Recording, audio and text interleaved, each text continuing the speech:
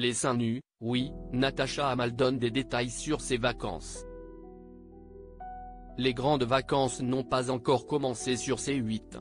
Figure de proue de la chaîne dont l'Arcom n'a pas renouvelé la fréquence. Jordan Deluxe convie les célébrités au bord de sa piscine.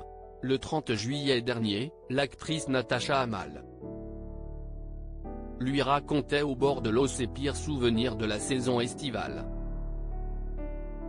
Il vous est arrivé aussi des choses drôles avec le nudisme, Natacha, l'a taquiné l'animateur. L'actrice belge s'est alors remémoré un séjour à Lacanau avec une amie mannequin et des copains qui font du surf. Juste à côté il y a une plage nudiste. Et toutes les deux mannequins, on a 18-20e dents maximum, décor de rêve. Et on arrive sur cette plage nudiste, très fier de déambuler, a commencé l'invité de Jordan Deluxe.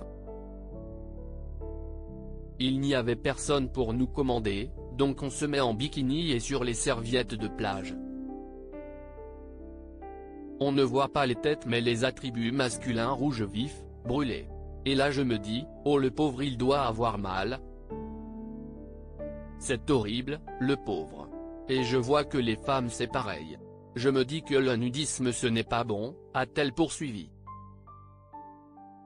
Soucieuse de la santé de son épiderme, Natacha Hamel refuse catégoriquement de s'exposer directement pendant les grandes vacances. Le nudisme dans le sud en plein soleil, si est-il pas bon pour la peau, a expliqué l'ex-star de Femme de loi, insistant. Les seins nus, oui, si est-il vrai, c'était la mode à l'époque, mais la peau est trop fragile. Il faut la protéger.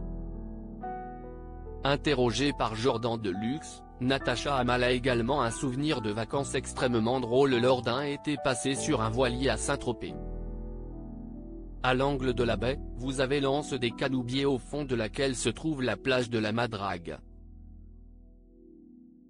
De l'autre côté, il y a une sublime maison louée à de grandes célébrités, a-t-elle posé. Tu vas voir. On a entendu dire qu'il y a un couple d'Américains très célèbres dans la maison, la préviennent ses amis. Écrasée par la chaleur, la comédienne décide de plonger. Une drôle de surprise l'attend une cinquantaine de mètres plus loin. Quand les bulles commencent à se dissiper, je vois deux corps extrêmement enlacés. Arrivés à la surface,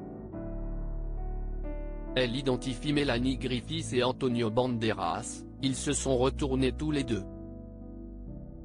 Gênée, Natacha Hamel replonge alors, laissant au couple son intimité.